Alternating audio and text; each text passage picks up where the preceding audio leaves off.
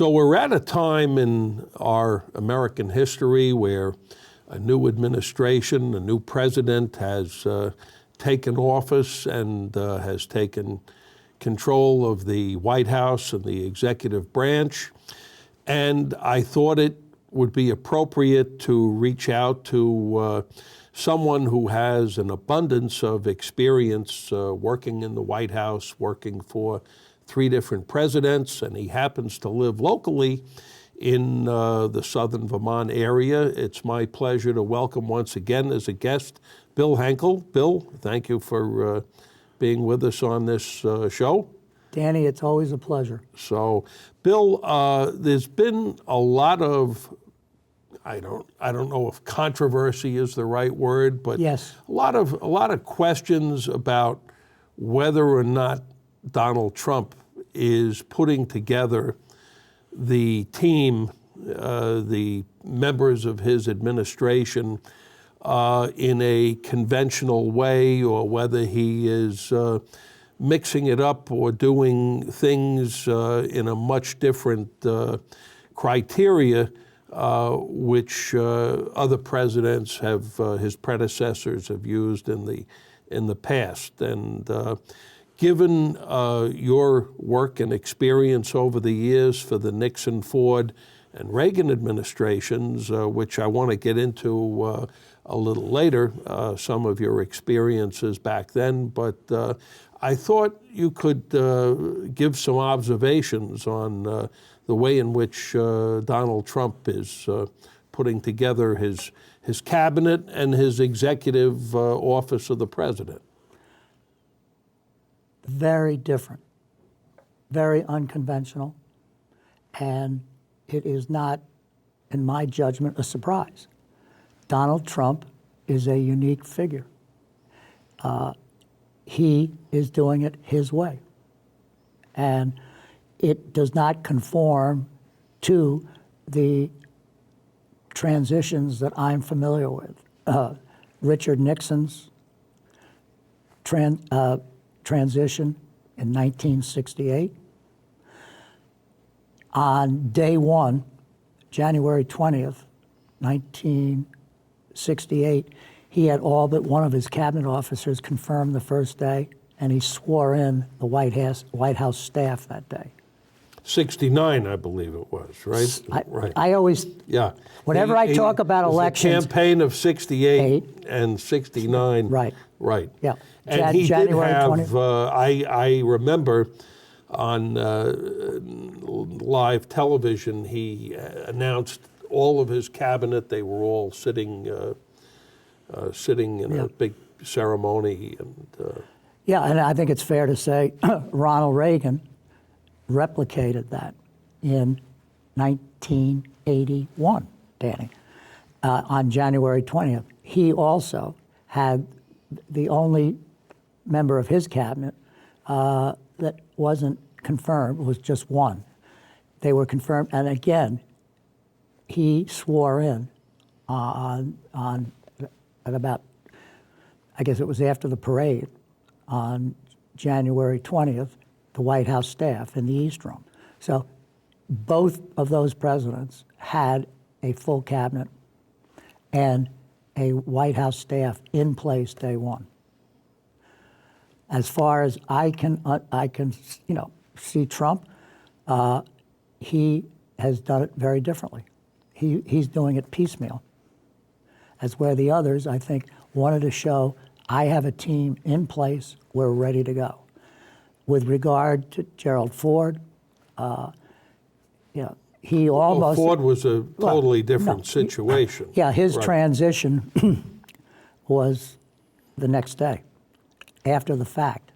He had been designated or nominated, because he had to be confirmed by, I think in that case, both houses, to become the vice president. With President Nixon, it was a time when 8 years you had between Presidents Kennedy and Johnson, people who, of course, were Democrat, who were working in policy positions and in the executive office of the president. So what was the method or the protocol that President Nixon followed to get set up back then? I can tell a very personal story. I was brought back. Had been a volunteer advance man in 1969 and early 1970. And then in 1970, the White House decided they wanted to create a White House advance office. Had a guy who became Nixon's chief advance man, head of the White House advance office, and then there were four of us hired to do that. My first major international trip, I learned exactly how Nixon dealt with a State Department that he viscerally distrusted. And my first order of business, as soon as I got in country, I had the name of the station chief, who is the head of the CIA operation in that embassy and capital. And I was instructed, he was instructed, he knew I was coming, and that every cable, any information that I was sending back, went back in what we call a back channel through the CIA, so that the State Department people could not see it. That was from the beginning. He absolutely worked to isolate the bureaucracy, be it in a cabinet thing but particularly in the State Department.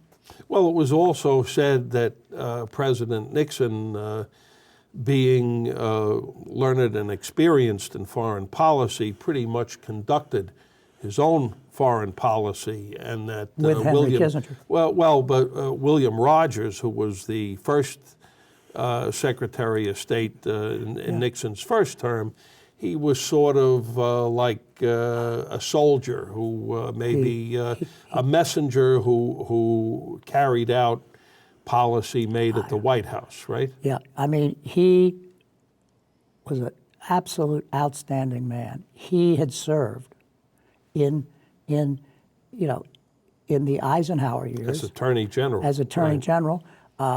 Yeah, I mean, a extraordinary man.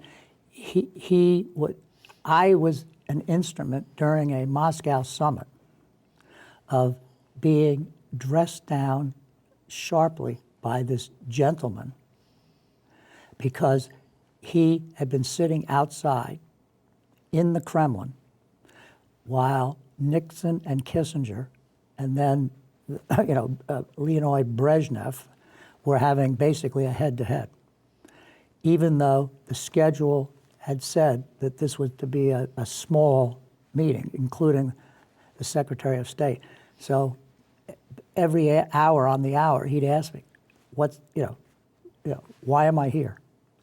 And then finally, when he went in late, then after, because I was still around with me, he made a beeline for me and said that I should be ashamed of humiliating him.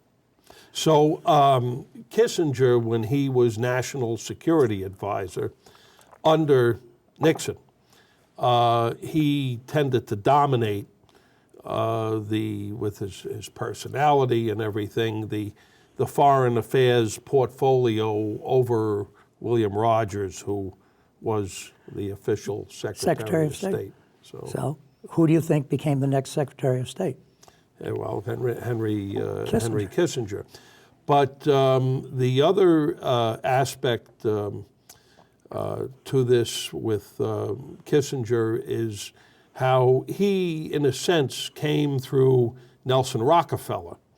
And, of course, there was a difficult history of rivalry and competitiveness between Rockefeller and Nixon. So the irony, I guess, of Nixon to accept Kissinger and appoint him to such a key position when he was, again, he was considered a protege, I guess, of Rockefeller, and to come to rely on Kissinger so much, a lot of irony to that. Yes, but in practice, that happens a lot. I mean, I'll give you a classic example. James A. Baker He was the campaign chief for George Bush. George Bush. And the first act that Ronald Reagan did, basically, was to pick a guy who had, been pretty tough on him during the campaign to be his chief of staff. Again, that happens. So why?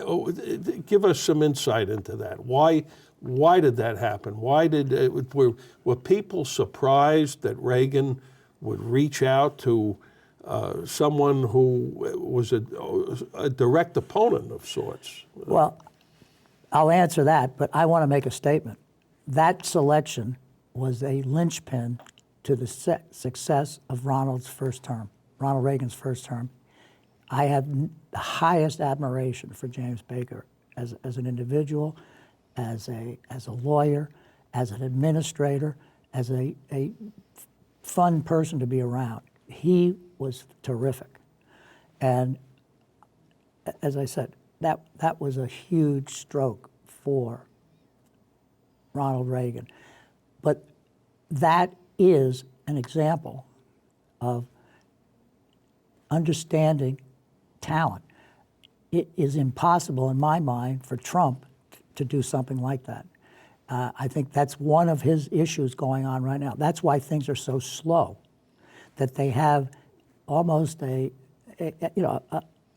vetting process. And speaking of transitions,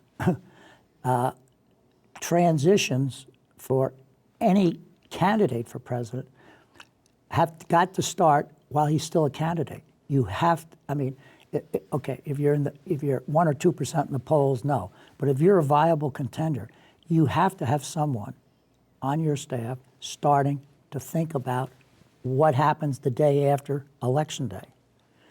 And I think it's interesting that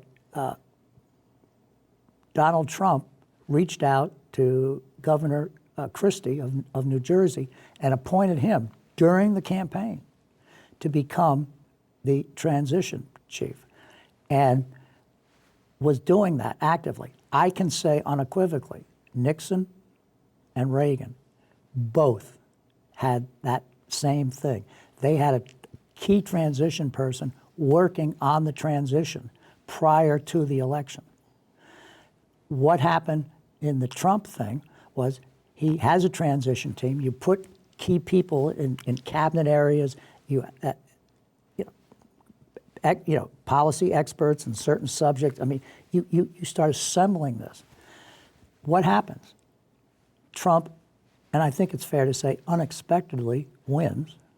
And what does his son-in-law do 2 or 3 days into the transition? He has Trump fire Governor Christie, and the reason is because of the conflict. Yeah, right. Well, conflict. The conflict was that state's attorney in New Jersey prosecuted, convicted, and sent to jail Jared Kushner's father. Right. To me, that sent a terrible signal because I understand some of the dynamics and the inner workings. So what happens? You start all new. Why is it that he goes down right now as of modern presidents having the most delayed cabinet, and he's still not there? He's still got two to go. Now, Bill, one of the statements, declarations that President Trump has made is that he very well may not fill all of the slotted positions, either, sub-cabinet titles or even on the executive offices of the president. There are hundreds of people, assistants, special assistants, et cetera, and he may not fill all of those positions. Correct. And for whatever, we do have to recognize that Trump, as a business owner, as a corporation leader, did employ directly in his business enterprises roughly about 10,000 people. So he probably showed up to the position with more experience in terms of administering a major workforce than the other presidents that we've talked about, Well, right? I would like to say that Ronald Reagan, as, He was governor of California, right. Certainly he and had then a workforce I was under going to him. jump Right. in when we were talking about why James Baker became chief of staff. I mean, one, he was talented. Reagan admired him. And after 8 years of Edwin Meese being Reagan's chief of staff, there would have been an absolute revolt among the key Reagan loyalists if Ed got that job. So he was kicked upstairs. He became counselor to the president, and then Baker. He was in the troika. There was Baker, Meese, and Deaver. Right. Correct. Right. Absolutely. And in the end, Meese did a good job on the domestic policy side. After the first, then he became Attorney General. But with something like that, Bill, Baker, Meese, and Deaver, and the way that came together, is there a lot of angling and backbiting and behind-the-scenes pressures? Explain some of those dynamics. It's called the yardstick rule. How many yards from the Oval Office is your office in the West Wing? And I've had fun looking at some of these diagrams of the first floor, the second floor. And I can tell you that that Jared Kushner has got the office closest to the president. And I was in that office, and then in the bigger office next to me. So that was your office under President Reagan? Yeah, well, the one Kushner of them. Office. No, Kushner. And then the one thing that they're not talking about is there are basement offices. And that was my first office. And offices in the executive office building, too. But my first office in the West Wing, and it was a glorious day. I was in an office that had no sunlight, no windows. It was literally on the, and I subsequently had 4 other offices in the West Wing. So I spent 2.5 years in various offices in the West Wing. But proximity is power. And the jockeying for it is huge. Now, Nixon used to go over to the executive office building across the street from the White House. He had a hideaway office there. And even though that's sort of off premises, did it give those people at the time a little bit of a sense of extra power or authority or an extra aura that my whole cachet? Yes. My whole term with Nixon, I was in the executive office building. And I've got to say that my office on the 3rd floor of the executive office building on the corner of Pennsylvania Avenue and 15th Street, or no, 17th, it was huge. It was magnificent. I've never had a nicer office. And the offices in the EOB are fine, but it's still not the West Wing. Now, one of the things with President Trump is he seemed to change people. He shuffled people during his campaign quite a lot. He would install some new quarterbacks. I mean, first he had this fellow, the newsman Corey Lewandowski, and then he switched to Paul Manafort, and then Bannon and Kelly Conway. Hey. In the space of months. Did this bode? Obviously, it worked to the degree that he got elected, but there was a lot of doubt about that, the way he was shuffling his not just team, shuffling, right? Going back to your question or observation, there are 4,400 positions, political appointees that the President of the United States gets to manage a bureaucracy, if you want to throw in the military, of almost 3 million people, it's imperative. We talked about the bureaucracy and the fact that the bureaucracy is like a fourth estate. It is an entrenched political apparatus that technically is violating the Hatch Act, which says that bureaucrats shouldn't be political, but they are. And so it's imperative that you put this team there. And what he has announced, he's not going to fill 2,000 of these positions.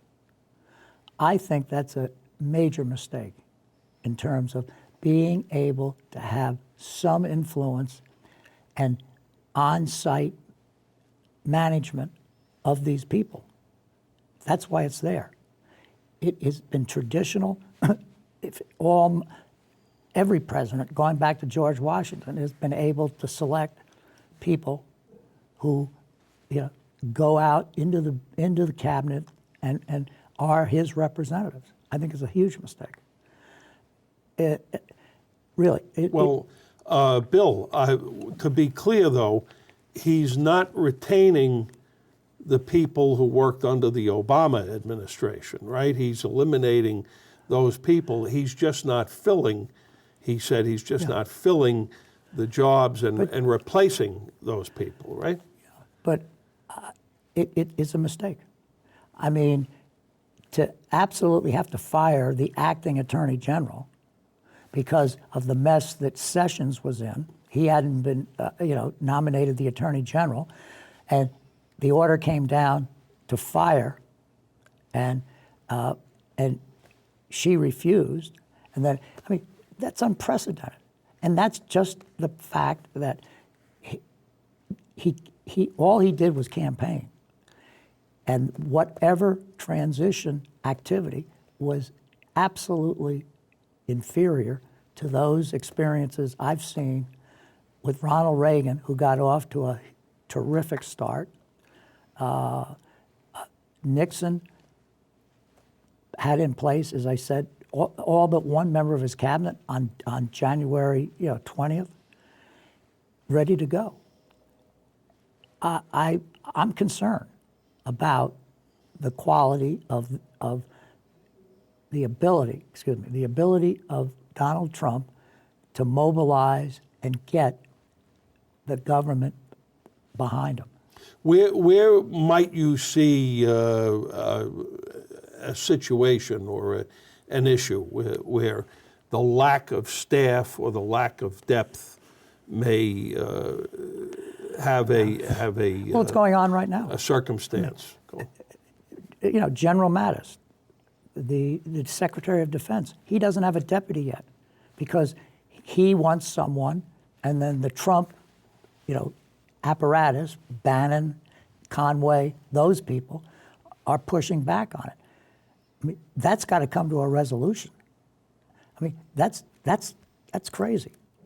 But I think, discussing this, Danny, I'd just like to tell your audience that I am a huge believer in symbolism and, covers of major magazines, headlines in papers.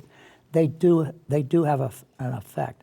And I think they set a perception, a tone, right? I want your audience to see Time magazine, last week's issue, the picture of Donald Trump. Now, of course he's tweeting, and it looks like that's the most important thing he's doing if you really look at that picture. And then symbolically, his back foot is about to push and topple the Washington Monument. And the title is Trump's War on Washington. It's a terrific article, and it is a war. And I think it's a war that is misplaced. You have to get your team integrated with those people in all these agencies and cabinet offices working in it, for you. Now, will they agree with you? Probably not. But they still have an obligation to perform. But he did campaign, Bill, on the fact that he was going to, I guess, kick Washington out of the lives of many people who feel that Washington has failed them, right? That's what he campaigned on. I understand. And I will say, he is doing what you should do during your first 100 days. Implement your campaign promises, the campaign platform, and what you said in the debates. And yes, I give Trump very high marks for execution of his agenda. But at the end of the day, during the transition, the American public is also taking a measure of their new president. He is under a microscope. And I just want to quickly, I have a couple quick notes here, but Ronald Reagan was perceived by the public as an optimist, a visionary, and willing to challenge the conventional wisdom. And as we learn after he gets more into his presidency, he's willing to negotiate. Donald J. Trump, I believe, may be an optimist. And as an entrepreneur, you must be an optimist. So I think he can be an optimist. Visionary, I think that's to be determined. But he does have a vision. It's his, it's very different. And I think execution is going to be difficult. And I also believe he, like Ronald Reagan, is willing to question the conventional wisdom. And I think that's a strength. And then what does Trump brag about? He's a negotiator. I'm going to negotiate trade deals. So I think there are quite a few parallels between, a president that I deeply admire and respect, and I think that Donald Trump has those same attributes. It wouldn't be a stretch for him to be any of those. And I think that's something I hope that he, shows the public in the rest of his 100 days. We've been talking with Bill Henkel, who was a special assistant to the president under Richard Nixon, a special assistant to the president under Gerald Ford, and an assistant to the president under President Ronald Reagan. And Bill, in our remaining minute, how did you wind up in Vermont after this tremendous career? Second home. My wife, at the time, had spent her summers at Lake Bomoseen. Beautiful place. Right. I mean, it was. I mean, a big, large family. Just wonderful feelings about that. So she and came gorgeous, up. Gorgeous environment. But I sort of set a 4-hour rule because I was still working down with Merrill Lynch in New York City, and so that put Bomoseen out, and so somehow we ended up in Manchester Village. Cool. Bill Henkel, thank you for being our guest once again. So this is Danny Frank for GNAT TV. Danny, thank you.